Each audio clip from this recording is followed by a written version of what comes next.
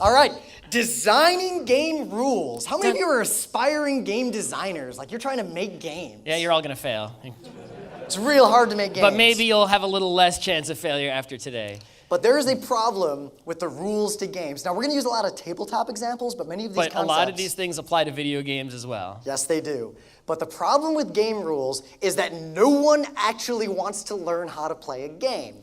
You've all been in this situation probably this weekend where you've got some cool new game, one of you knows how to play it, they don't really want to spend an hour teaching you, and even though you're a super gamer and you're super excited to play a game, you kind of just start looking at your phone. You don't really want to sit there and learn the game for an hour. Right, how many of you go to the tabletop library, there's some really awesome game there, but none of you know how to play? No one wants to read the rules. The person who likes reading rules is like this rare unicorn gamer. Everyone else is like, I don't want to read them, let's just play. Let's just play. So this causes a lot of problems, especially because there are a lot of people you probably know out there who don't play a lot of board games.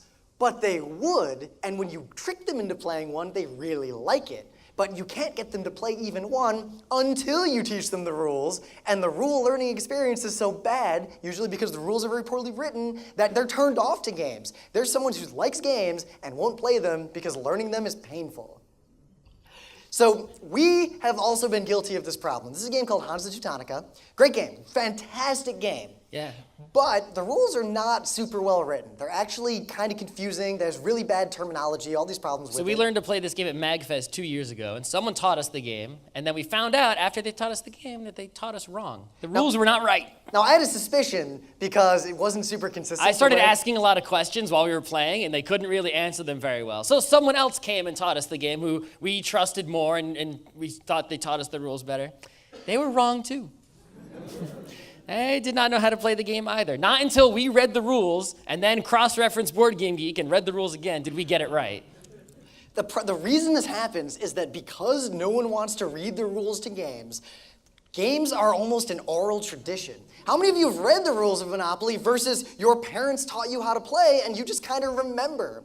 Very few people actually read the rules to the games they play. I would argue the majority of people in tabletop right now are playing a game that they themselves have never actually read the rules cover to cover. Mm-hmm.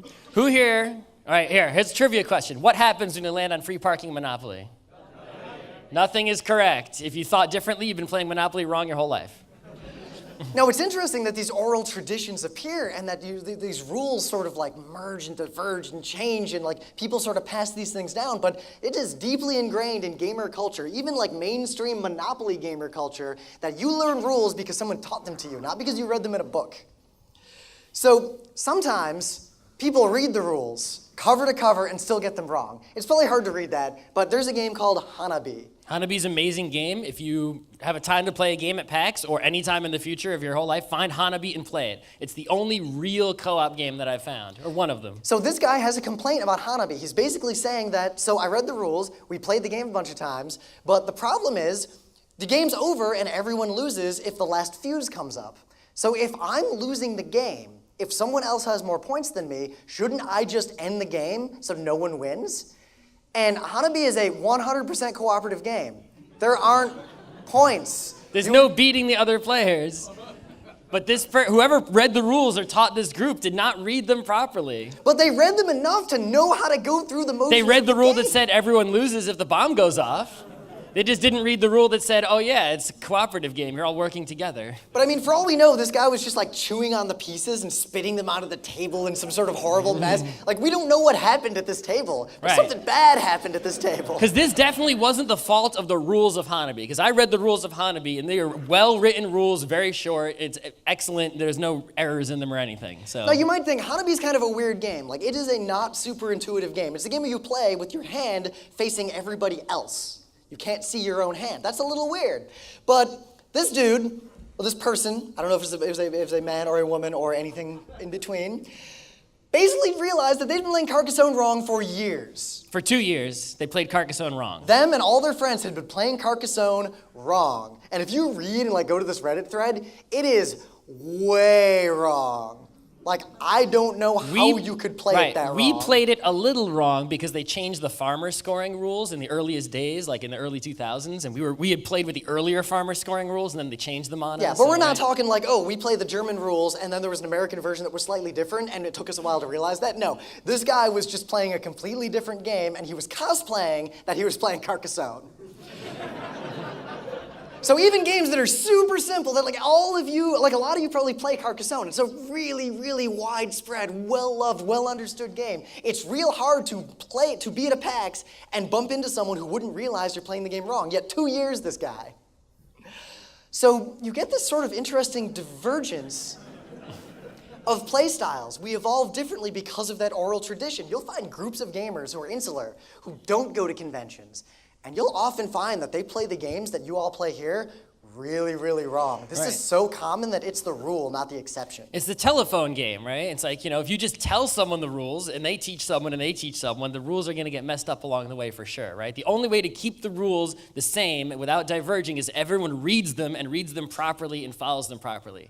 And it's not just the rules themselves, it's also like other little things related to the rules, right? It's like, I play Netrunner, we already talked about that. In Netrunner, there's situations where like you take cards from the other guy's hand, right? So just the physical way of doing this, like if you go to a different state and play Netrunner, people will do it differently, right? The way we do it in New York is one person holds up their hand and you take a card from their hand and put it face up on the table. I went in places where people would take their hand, put the hand face down on the table, and you had to pick cards and flip them over. It doesn't really matter which way you do it, but because there was just this oral tradition and the rules didn't explicitly specify how to do this, everyone sort of just did it the way that people taught them how to play did it. Now, you all have a little bit of privilege. You have a little bit of PAX privilege because you're at a PAX. The vast majority of gamers don't go to any conventions for a variety of reasons, from money to time to too young to too old. There's a lot of reasons. So you guys are some of the few people who actually even have the capacity to experience this problem, because you're going to play Netrunner with some jerk from New York, and he's going to do something weird, and you're going to be like, wait, what? And that's going to happen here. You're going to meet people who play games differently. When we were at RIT, that's where we went to school in Rochester, New York, we were taught Settlers of Catan, and we thought for a long time that if someone got the robber, everyone had to give them a card. Well, everyone. They had this tradition of sort of bribing the robber, like, please don't rob me, I'll give you a wood. Please don't bribe. And it's like, you don't do that. No. But I thought it was a rule because they always did it. So one day I read the rules. I was like, wait, I don't have to. So we played again, and I was like, no, go ahead and rob me.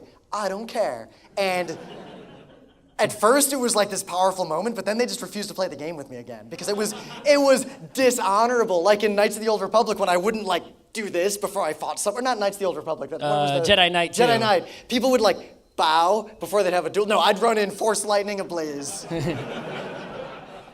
Some games are just broken. Board games can crash. They crash often, in fact. Maybe you don't realize it. Maybe you have some good error handling. Maybe you don't know the rules well enough to realize it crashed, but they crash just as bad as video games Our do. favorite example of this was this game called Hellas. Now, on the surface, Hellas looked like a great game because it's just a two-player game, but you have a little map of hexes and little Greek soldiers, and you move little Spartans around or whatever, right? And ships, little triremes. Yeah, like, it was really, like, this game looked really good. It's two-player. That's pretty rare. But there was a situation with a particular card, and it's like, if I play this card in this scenario, what happens? And it was basically undefined. Based on the rule book and the card and all the text on Board Game Geek, and we couldn't find the designer to tell us, you didn't know what to do in that one specific situation, and that situation came up every time we played. So let's talk a little bit about how people actually learn to play games. Because if you're designing the rules to a game, understanding the way people will actually consume and experience those rules and learn the game is real important. So first and foremost, just play it. Just start bumping against the rules. Just keep trying stuff. Like I'm playing Monopoly, and I just like throw money down, and Scott's like, no, you can't do that. Right, so imagine that, there's a big open space, right? And the open space is everything in the universe. So if you have absolute freedom, you can just go anywhere and do anything. The rules of the game are these walls, right, that keep you in. As long as you stay inside the walls, you're not cheating, and if you go outside the walls, you are cheating, right? So you play a video game, like Mario, for example, and you don't know where the walls are. You've never played Mario before, but you start exploring this space, right? You press A and you jump, and you go, aha, I know that if I press A, I jump. So you've sort of seen the wall, and if he jumps this high, So you start seeing where the walls are, right? Sort of like when you play Metroid and you explore the map, you see where, what the map looks like. But you're exploring this rules space just by trial and error. You're moving around in space, finding all the walls, and eventually, when you move around enough and try enough different things, a fire flower does this, and jump on a guy and I kill him, but if I fall in a hole, I die. And you learn the rules, and eventually the whole shape of the walls of the game expose themselves to you, and now you know how to play. That's a perfectly valid way to learn games. That's the most fun way to learn. That's how I learned Nirishima Hex. Every time I went to the bathroom, I just sit there while I'm pooping, and I just kind of throw tiles down, or Hearthstone the same way. Just sort of throw stuff out, and you figure it all out. Hearthstone doesn't even really have a tutorial. They're just like, come on, play, figure it out. And they sort of give you hints by lighting things up. Right? That is the absolute most fun, best way to learn games, but it only works for video games. It does work for board games, but it is, in my opinion, or our opinion, really disrespectful to the person who has to deal with your crap now. Right, because in a video game, those walls are in the form of software, right? It's like software doesn't have to do any work. Your computer is just electricity. It doesn't have any feelings. It doesn't have to work hard, right? It just is walls. It just, shows you what the rules are. But if you want to play a board game and learn it by bumping into all the walls, some human being has to be like, no. No, you can't do that. You can only do this. No, you can't do that. So it's like, imagine sitting down to play Settlers. You know nothing about the game, and someone has to sit there and watch you and tell you when you've done something right and wrong the whole time. That's a huge pain in the butt for them. If someone's willing to do that for you so that you can learn Settlers in the most fun, easy way without reading rules or anything, well, they deserve a lot of accolades because they're putting up with a lot of crap. Right? So then there's the beginner mode. Play some bumper bowling, where you have two versions of your game. You have like the baby mode and then the real mode. And honestly, this is something a lot of games try to do. Agricola had this, a lot of board games do this. In my opinion, this is almost always a bad idea unless the game is literally for children. Because the problem is, if you have a beginner mode, like the Dune board game has this problem too.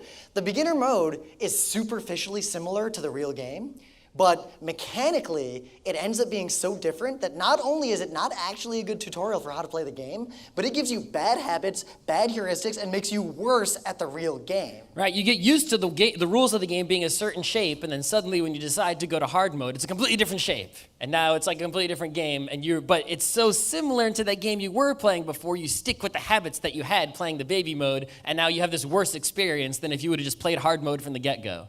Right? It looks like there's mostly adults in here, right? You're an adult, you can play hard mode from the get-go. Now, some games, like Formula D, has a beginner mode that's actually really fun. Like if you're playing that game with the max number of players, probably just put it in beginner mode. Because there's so many players, if you use the hardest mode, it'll take too long, right? The middle mode, like the normal hard mode, is the best, but then there's a super hard mode. No! Maybe you do the quick start. So TIE Fighter. Was a video game. Video game's a good example here. TIE Fighter was a game where every damn key on that keyboard did something. And right? It was a perfect simulation of a TIE Fighter. You could transfer energy from your front shields to your guns and turn your shields down, and it's engines. You're looking around in your cockpit, which in the DOS days when I was in middle school, it was kind of a big deal. Right. But you can move your ship in every possible direction imaginable. So the quick start is when you teach someone just enough rules to play, enough nouns and verbs to play the game. They don't need to know all those buttons. They need to know half those buttons. Right. It's like you can play TIE Fighter without ever adjusting your shield energy, and you'll maybe be able to beat enough missions before you have to actually think about that. Right? And then as the player who had the quick start to get going starts to play more and more and more, they're going to start to notice the more complex stuff and use them appropriately. Why do I keep getting killed by these guys who come from behind? Oh, I need to turn on the rear shields. Yeah. Oh. But there's a real big problem in board games with this. If you half teach someone a game, and then you start playing it, and they want to go attack the Death Star, they're going to find out that you didn't tell them about the shields and that they're actually fully operational. You didn't tell me that when we started, now what? Oh, I would have done something completely different 2 turns ago, you jerk. The level of butthurt people who learned a game have when they lose because they didn't really understand how the science card scored in Seven Wonders, and why didn't you tell me? Especially because your answer is, you told me not to tell you. You didn't want to learn the whole game. You wanted to just start playing. You didn't want me to teach you all these complex scoring rules before you turn 1. You were like, oh, come on, just let's play. Well, and now you're sorry. Now, I want to give you all a tip. The way to avoid that is tell everyone, if they insist on learning these rules without knowing how to play the game, teach them enough, but make it clear, this is the learning game. there's an asterisk on it. Like when, a football player uses steroids and they catch him and he has a bunch of world records. Like, yeah, he's still in the record book, but there's a little asterisk next to his name. There's an asterisk next to this game. This game doesn't really count. That's the easiest way to get them to not freak out when they run into the shields and die. Just make sure you have enough time to play a real game after that, because who wants to play a not counting game? Yeah. You want to win and say, yeah, I won, yeah. So you could just learn the whole game, and that is so boring. I am like professional board game person. I don't like reading the rules. Yeah, like when we get a new game out, we look at each other, and eventually one of us is like, fine. So your players could just learn the whole game, and those are the people who are gonna have the best experience. But even then, there is a problem. One, it takes forever, no one wants to do it. And two, someone's gotta bite the bullet. Someone's gotta be the first one to learn that game. Someone still has to read the rules cover to cover and understand them enough to transfer them to the people who refuse to read the rules cover to cover. And then while that person while Rim, who read the rules, is teaching me how to play, I have to take the rules and make sure that he isn't lying or misread anything. So I'm holding them like a reference, like, what did you say that does? That's not what it says here. You did a bad job of reading. That is the only way to actually learn the rules. For all of you, especially if you're aspiring game designers, I don't care if someone taught you how to play the game. I don't care if your mom, who is a game designer, taught you to play the game that she wrote. You read those rules. So the other thing that games can do is be the rules to teach you the game. That lets you have the bumper experience. That lets you have that thing we were talking about before. Only video games can really pull that off. Like Scott said, if there's you can also get a video game version of a board game to learn it and then go play the board game version later. Which is actually really awesome, yeah. That's a great way to learn, like Carcassonne. Thank you, iPhones. Yeah. But be wary even of this. Even if that seems like, oh, that's the easy way, you just can't do it with board games. In video games, you don't want, this is a great video that Ego Raptor put out long ago that you should all watch. I'll link to it. But it basically points out that Mega Man games and Mega Man X games teach you how to play themselves in an intuitive and clever manner without popping in and saying, Mega Man, that thing up there, it'll kill you if you touch it. Yeah, it tells you it's going to kill you because it's scary. Right, Mario doesn't have to say in the game with text on the screen, press A to jump. You figure that shit out because the game is well designed, right? If you are making a video game and you have to include a tutorial with text or characters talking or anything like that, you screwed up. But the moral there is just don't treat the people who are going to learn your game like they're morons. They can figure some stuff out. And if they can't, it's probably more your fault than their fault. So, actually teaching a game to someone is how most of you are actually going to learn games, despite us telling you to read the rules. And teaching is an art and a science. Teaching is super hard to do and to do well. You've got to think about how you're going to approach the game. You've got to think about how to teach the game. So if you're designing rules for a game, the rules should be set up such that they're in the same logical order that a human being teaching the game would put them in when they were teaching. We'll talk about the details of that more at the end of this panel. That also is very helpful if you've got the rule book and you're just going to read it out loud to everyone sitting around you. If you want to use that method, then you better have the rules in that good order. Now, if I ever publish like a big deal board game, I'm just going to include a number of rule books equal to the number of players. I'll pay that extra $1. Good luck with that. I'll let you print one out on Board Yeah, Game you all Geek clap. and You save don't and know make how my game expensive cheaper. that would be. Yeah. Printing board games sucks. You can go on Board Game Geek and print them out. So, video games are also not immune to by teaching. This is a game called Europa Universalis. I dare you to play this game without a human being teaching you. We had a friend trying to teach us how to play this game, and he failed. 4 hours later, I still didn't know what was going on. It's also the game's fault. It has a tutorial that's not, it's like they have a tutorial and it's not even good. It doesn't teach you anything. So let's get right into this, the rules of rules. Because if you're designing a game, it's not just that your rules need to be good. It's that if your rules are bad, your game is probably bad. The things that make your rules bad are almost like canaries in the coal mine for your game design. Right. So if you can't write rules that make sense, your game sucks. Or you're a genius who needs someone to help you express yourself. Not likely. Right, I mean, if you're having fun playing a game and you go down to write the rules of the game and you have a really hard time explaining what those rules are, there could be something wrong with the game itself. It's very, very likely. Yep, you're playing Calvin Ball at that point. Now, when I review Calvin board Ball's a games, lot of fun. I can't tell you how to play. or like when we do consulting and analyze board games for people or things like that, You can, I'll be about 80% sure how a game's actually going to be just from reading the rules. You can tell just by reading the rules, like 80% of what you need to know about whether or not a game is worth playing. Game might surprise you, not likely. So rule number 1, use precise language. The most precise language possible. There should be no ambiguity whatsoever. Two people reading the same sentence should get the same idea 100% of the time. You want to use, there's RFC language that's used like in specs for computer stuff. You want to use language like this. The player must do X, but may do Y or Z. One of my favorite phrases is place one and only one. One and only one is one of the most powerful things you can say. That will make your rules work very well. Is there any ambiguity here? Draw up to 5 cards. Can I draw 0? No. It says draw up to 5 cards. It doesn't say I have to draw 1. I would argue I might be able to draw 0. Oh, all right. Yeah. Maybe it should say you may draw between 0 and 5 cards. Ooh, that's even more precise. Yeah. You want to be as precise as possible, even if it seems like too much, because you cannot run into this situation. All right, we updated played this panel this game. yesterday. We played this game for the second time yesterday, and there's this question. On your turn, you get to play a card, and when you play a card, it just does what it says on the card. So here we go. Dot. Collect $5 and bet it on number 4. Okay. right. Collect and bet $10 if you own this horse. So does that mean that I bet 15 if I own the horse?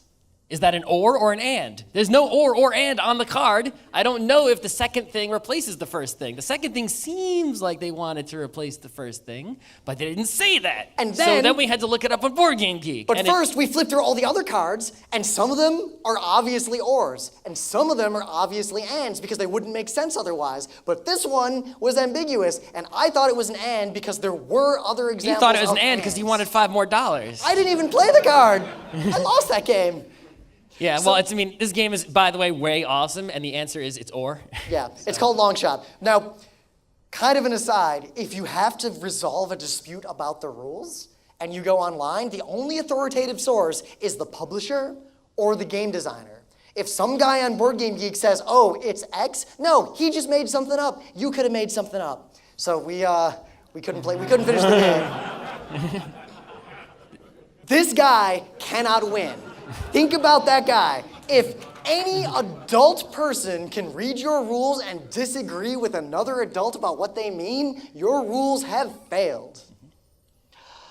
You need to use a consistent lexicon. You call something a meeple, you call it a meeple every time it is referred to. Uppercase, if you know contract law, it's an uppercase word, a reserved word, it means something special. You have to be 100% consistent. Right, there's a big controversy right now in Hearthstone, actually, because there are, for example, some cards that say draw and some cards that say put a card in your hand. And the cards that say draw mostly do the same thing, and the cards that say put a card in your hand mostly do the same thing. But there's a few cases where a card says draw, but it puts cards in your hand, or a card that says put cards in your hand makes you draw cards. And the same thing doesn't happen in the same situations with the same words, so there's no way to predict, unless you've looked up on YouTube at the videos complaining about this, what's actually going to happen when certain cards interact, because they didn't put the same words in every card.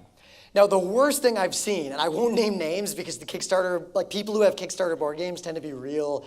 We've had people come be mad at us for our reviews of their games, but I have seen a lot of Kickstarter games that have a little sentence at the end of the rules that basically say, boobabs may be referred to as boobabs or merchants interchangeably throughout these rules. You could just edit your rules a little find and replace to make them merchants the whole time. Like what, did you hire someone to lay out your rules in InDesign and then you realized it was wrong and you couldn't afford to pay someone to reflow it? Is that what happened?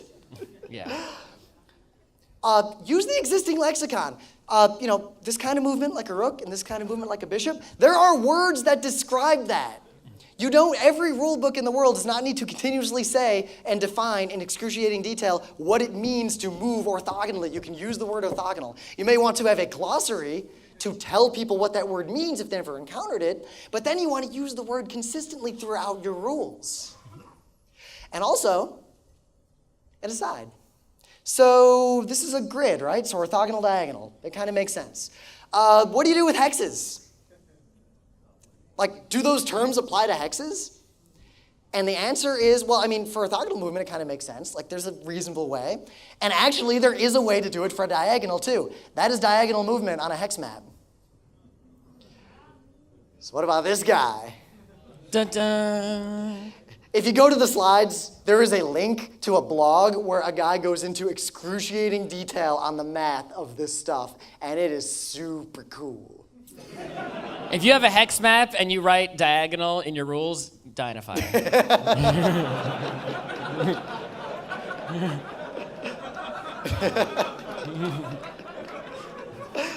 Is that funny? Okay.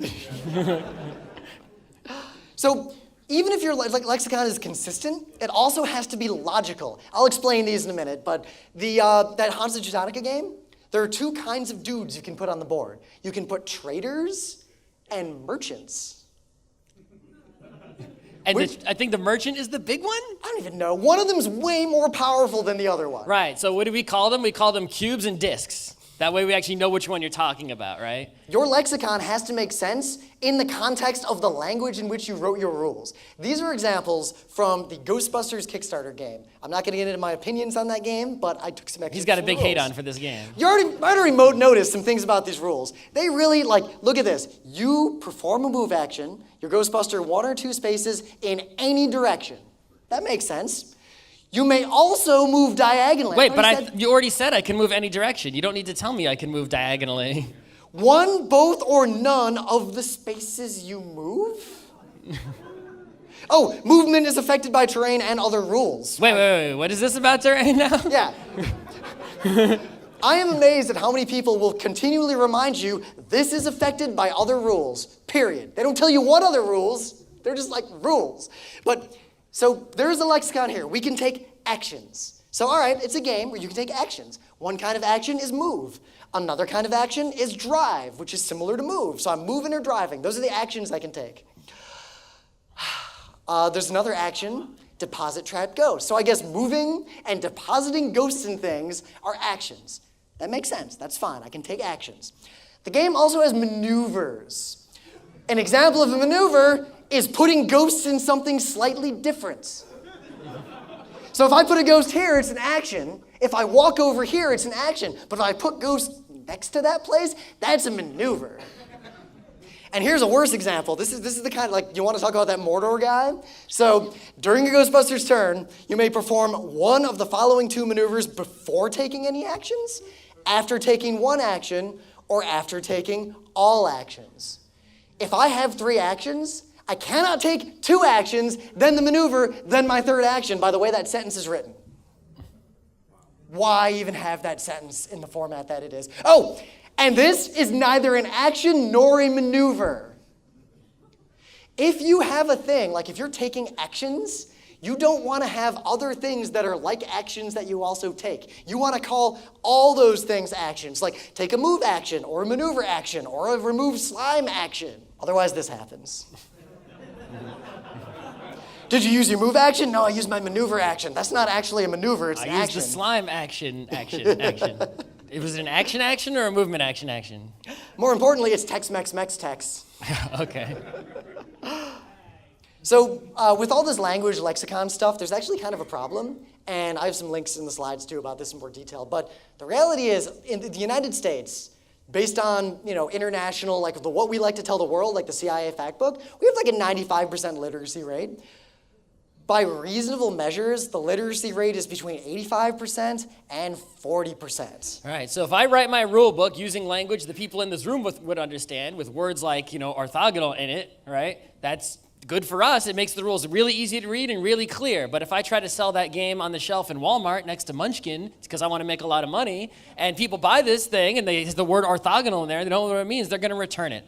I mean, look here, 13%, this is based on US Census data, of adult Americans are proficient in the English language by a reasonable measure of proficient, meaning able to do things like synthesize information from complex sentences or summarize a paragraph. Those kinds of things are beyond the grasp of a large percentage of people. Adults who don't have learning disabilities, who are just, they're just normal people, they read at about a 7th grade level.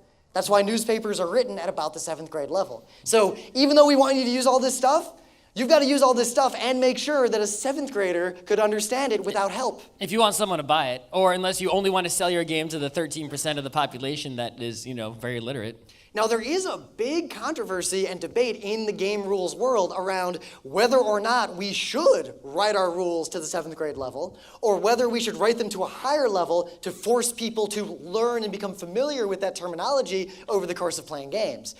That is a real hard conversation to have. Right. I mean, there are some cases where there isn't a lot of argument, right? If you're printing a copy of Advanced Squad Leader, right, anyone who's playing that better know what orthogonal means, or they're not going to get very far. And if you're printing a copy of Munchkin, it's like, it's someone who's in elementary school should be able to read the rules because they're the ones who are playing Munchkin, right? But for a game like Ticket to Ride, it's like, I don't know. What I think people should do is use those words and use that complex language in its proper context, but have sort of a glossary really explaining those terms in detail so someone who is confused can figure it out. But is someone outside the 13%? Do they know how to use a glossary? Do they know what glossary means?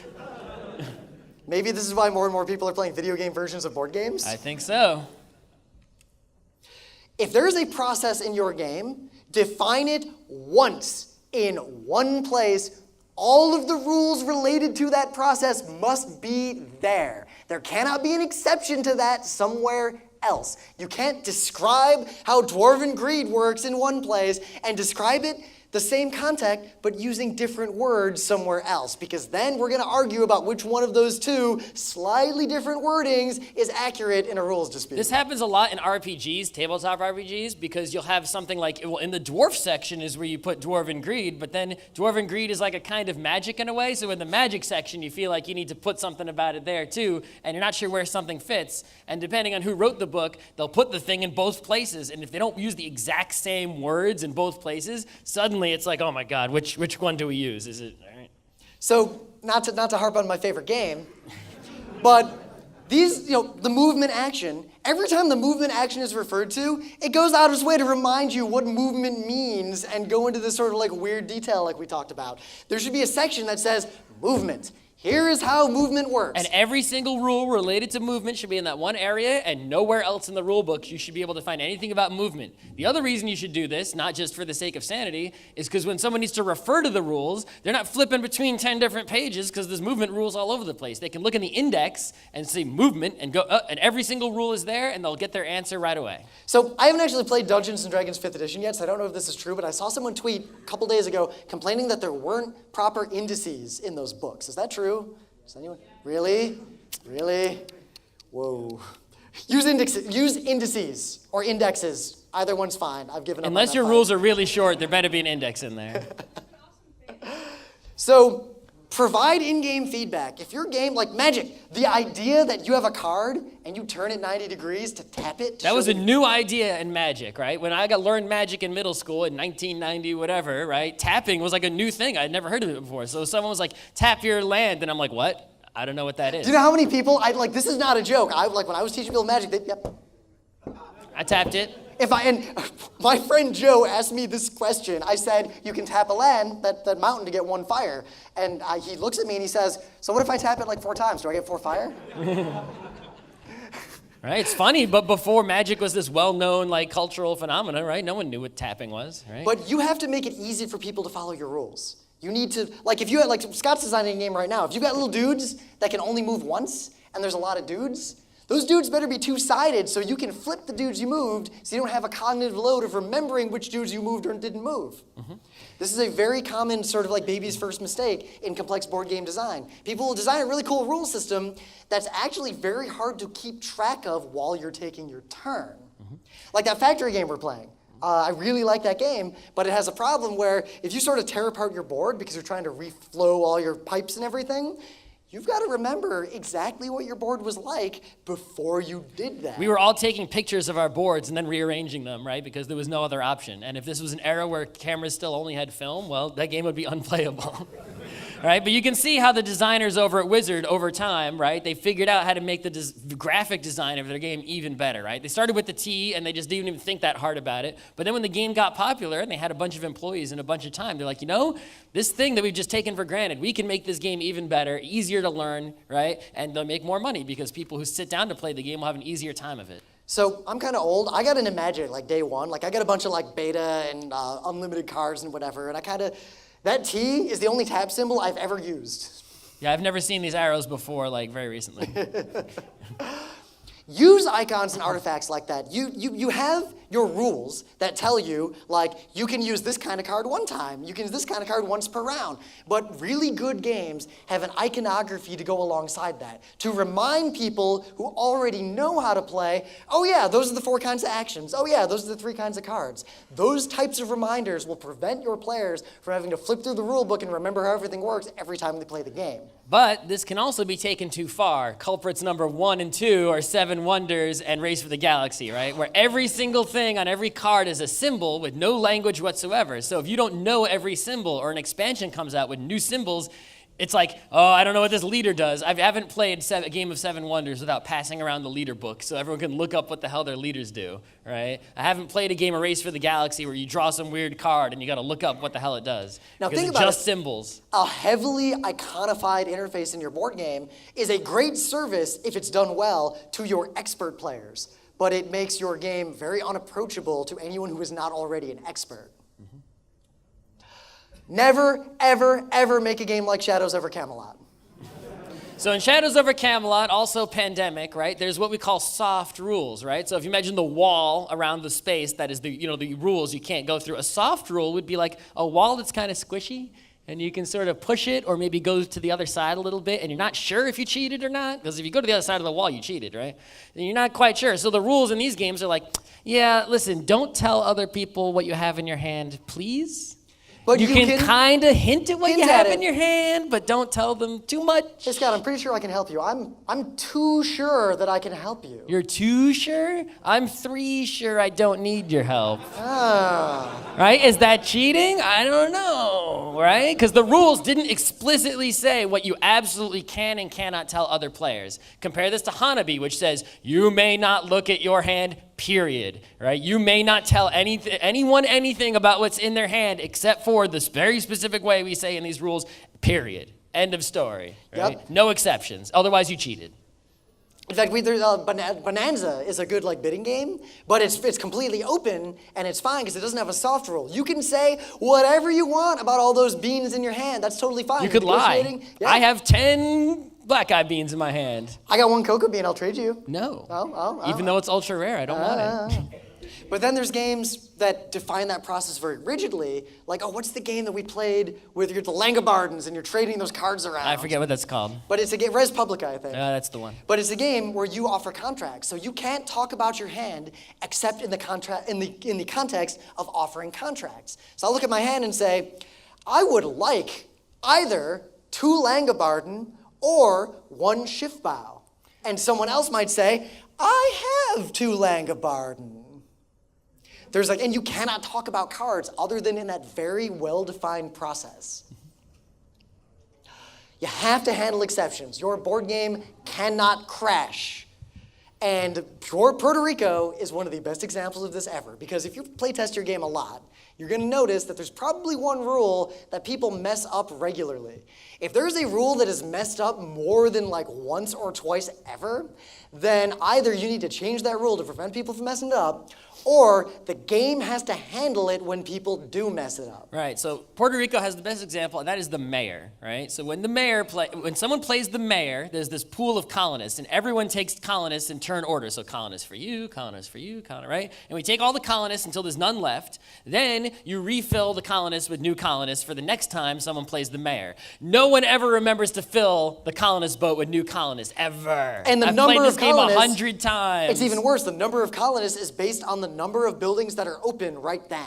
Right, so if you don't fill it up right away, the game state will change, and now you don't know how many colonists would have been in there at the time that the mayor was taken. So in the rule book it says, if you forget to refill the colonists, because we know you will, do this instead. They recognize this problem and they put in a way to catch that exception and fix it. Otherwise, one time you forget to refill it, game over, we messed the whole game up at the end. We had to start over.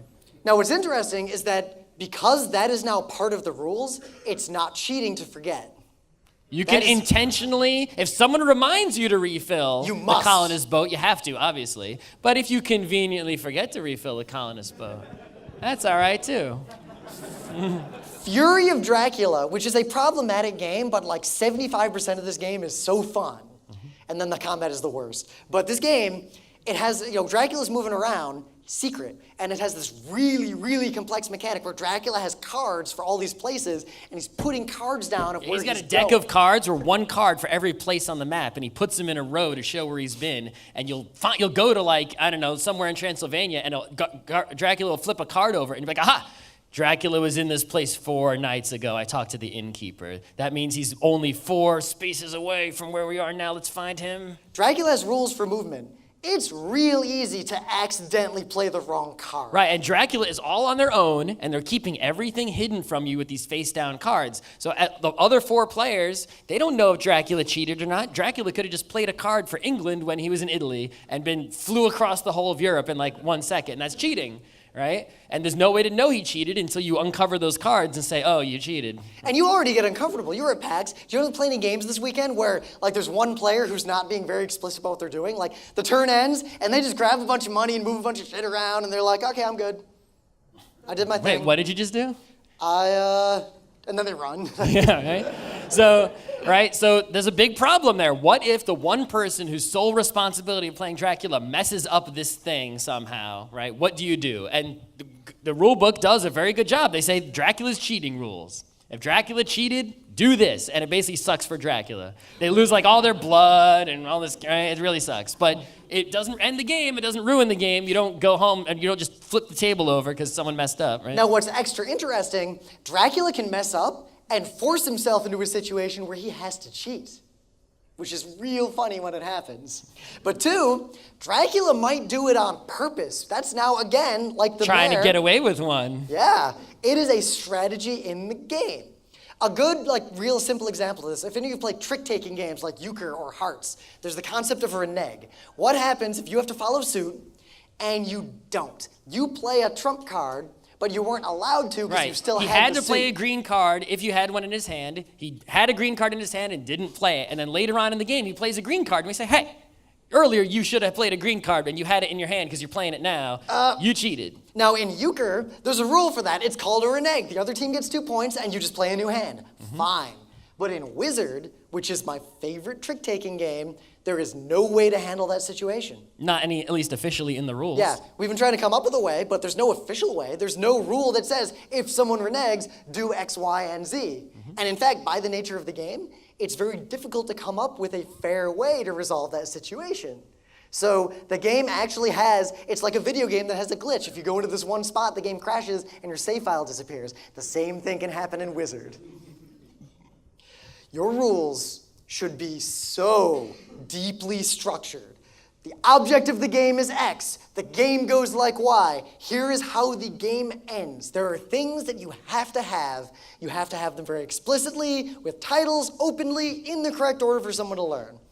And that list of things is basically this.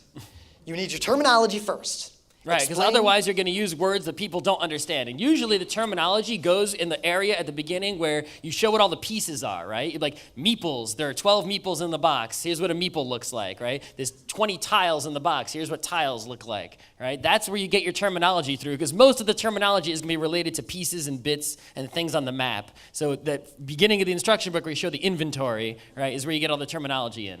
Now, as an aside, these are the same, this is the same order that I would tell you to teach someone a game if you're teaching them the game. Tell them all the terms, tell them what they're trying to do. The object of this game is to win. Get the most victory points, right? Kill all the other players. Yep. There are multiple ways to win, and we'll talk about them briefly.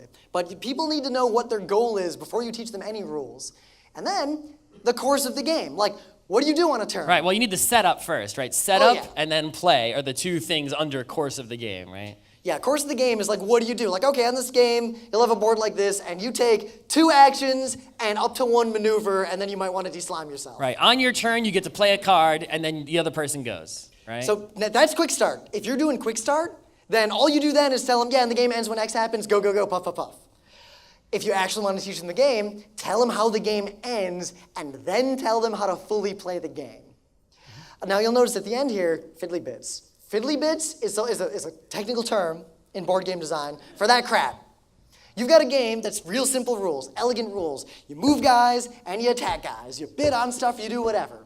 But then there's the power cards, and the power cards all do a bunch of cool different things, and they're all like crazy different, and they break the rules or whatever. Right, now we already know that based on the course of play that you can play one power card per turn, and you just do whatever the power card says, and you can't use a power card in the turn you bought it, or whatever the rules are, right? But we don't actually know what the power cards are, what they do. We put them all in a reference on the back of the book because there's like 20 of them.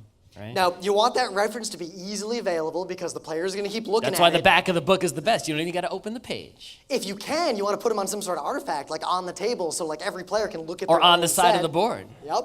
If you're teaching a game or having the rules written or you're writing the rules, that stuff should always go at the end. That stuff, so many people I see, they start telling you what all the cards do in Glory to Rome before they tell you what the hell Glory to Rome is. Right. These are things you save for the end. You already know how to play the game. Now I'm going to just tell you what all the power cards do in case you see them, right? Your rules should actually be pretty short.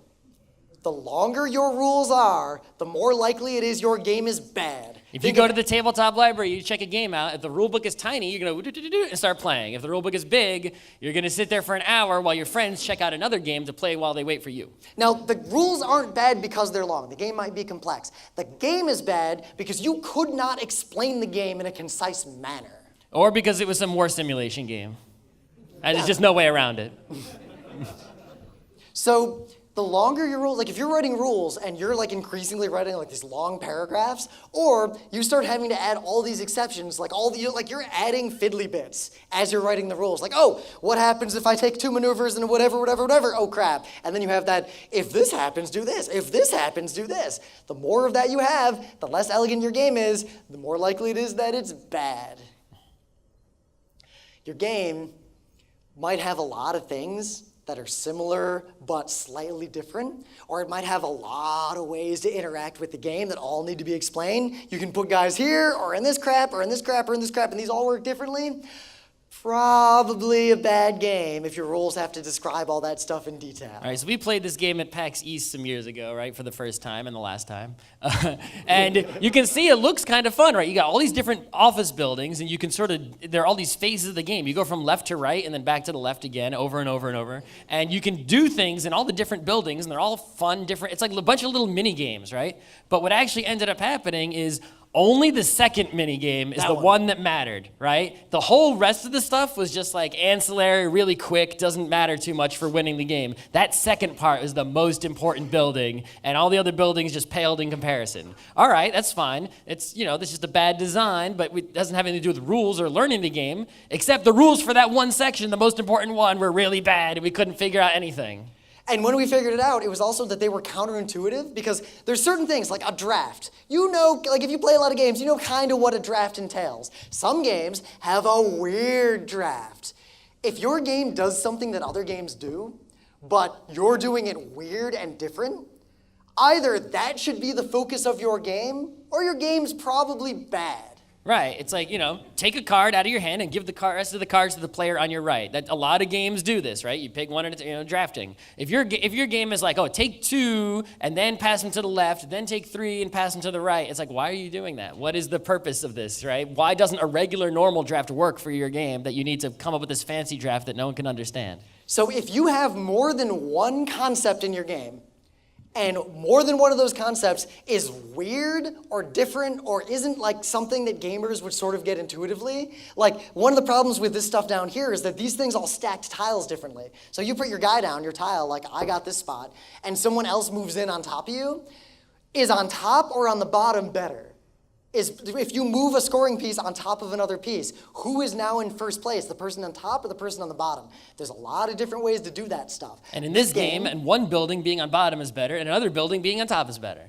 So because it wasn't focused, because it wasn't consistent, because it tried to do too many things, it couldn't, the rules ended up being really long because the rules start describing all these really weird and fiddly interactions in all these places. So we found that players could not keep all of these in their heads because they were all slightly different.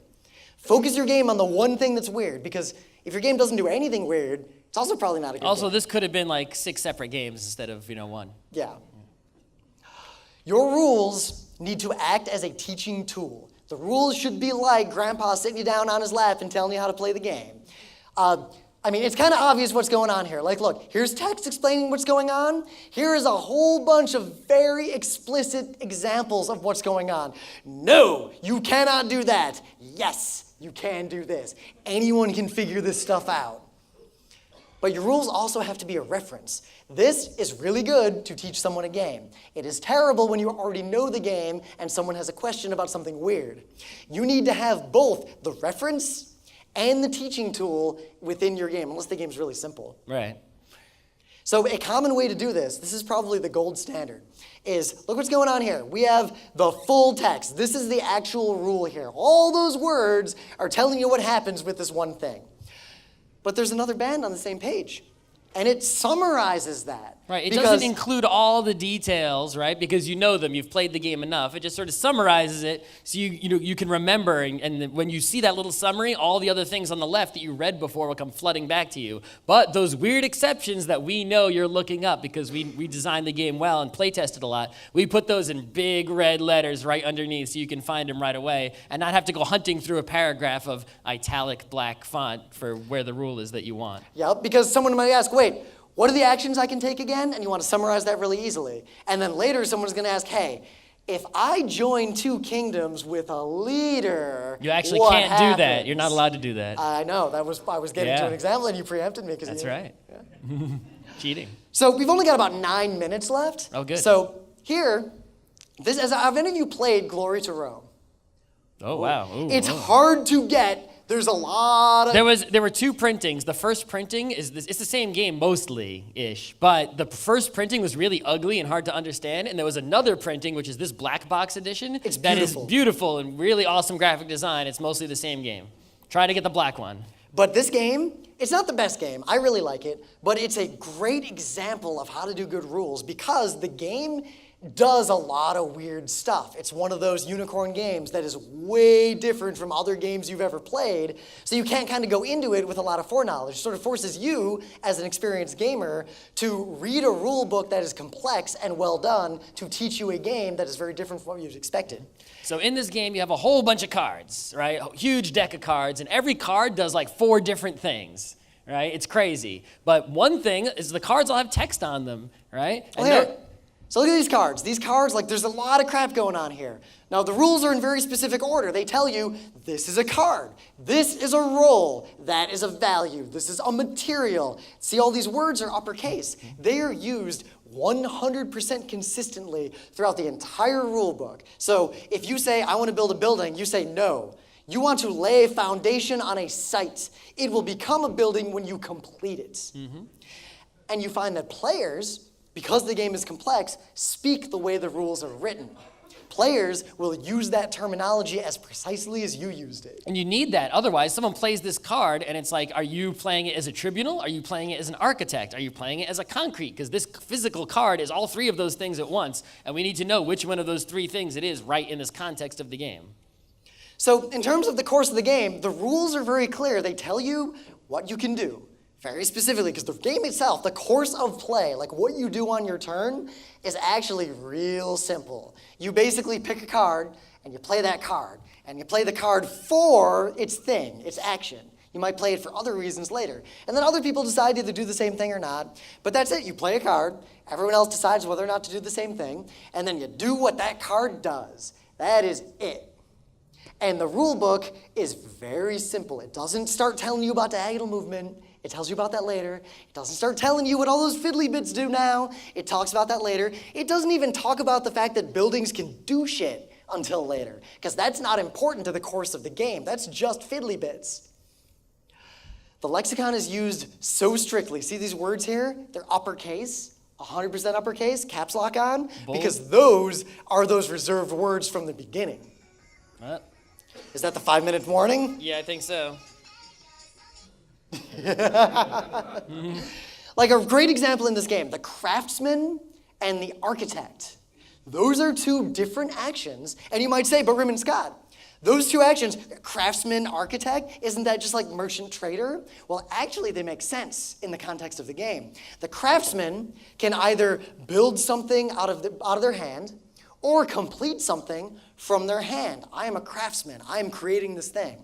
The architect is exactly the same. They can build something out of their hand, or they can complete something from their stockpile. They're taking materials from the stockpile and using that to complete the building. Yeah, the architect and the craftsman both come up with the idea and the plan of what to build from their mind, from their hand, right? And they play it. But the architect tells someone else, put that over there. And they go get the materials from the storeroom. The craftsman, who's all alone in their own workshop, needs to use their own materials from their own hand in order to build things. Now, the fact that the names are similar and in the same context makes sense because these cards are actually 90% identical, these actions when you take them.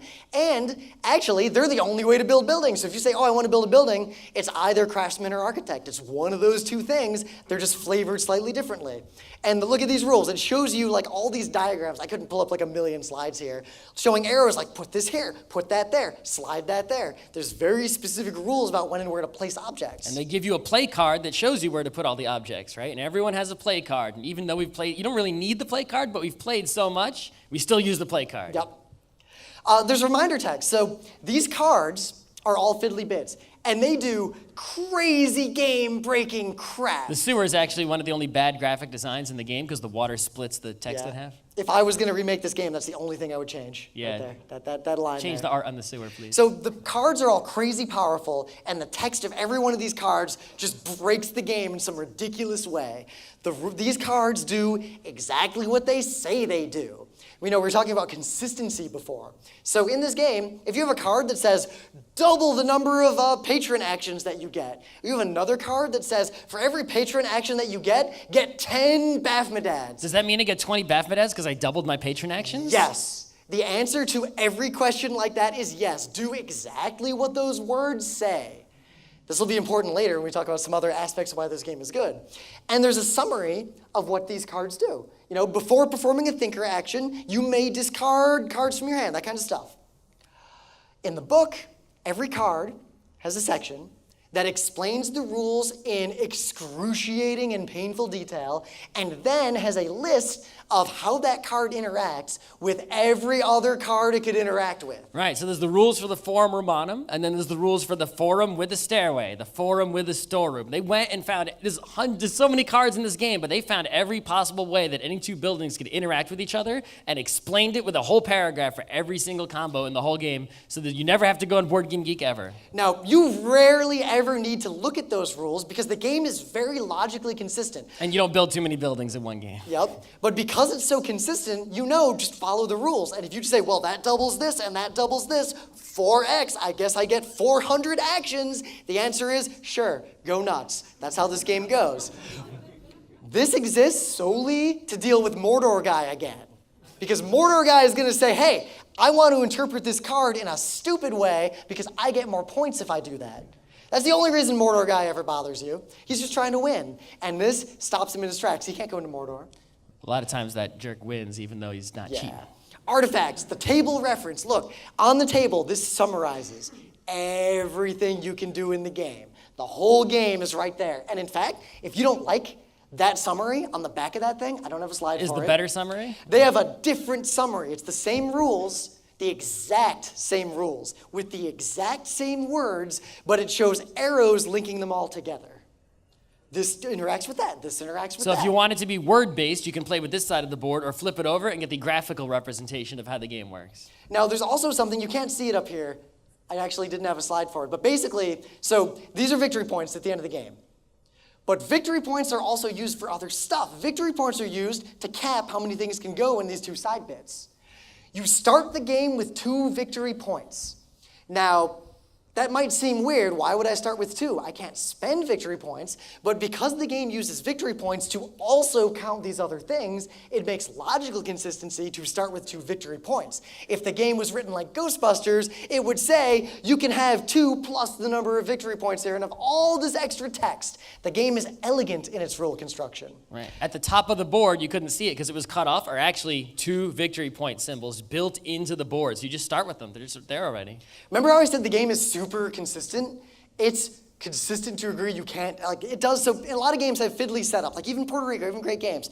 To start the game, put 55 of these bits on the board if you have 4 players. If you have 3 players, remove the craftsman and the architect and add, all this kind of nonsense.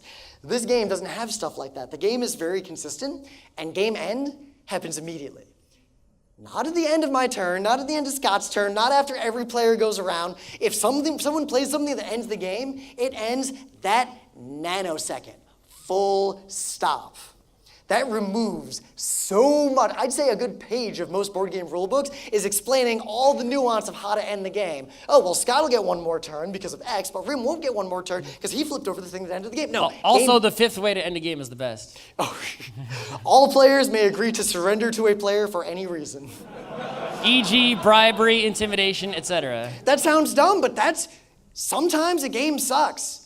If the game has a rule that lets all the players who aren't having a good time end it, that avoids the situation where 4 of you are having a bad time and 1 of you is having a great time.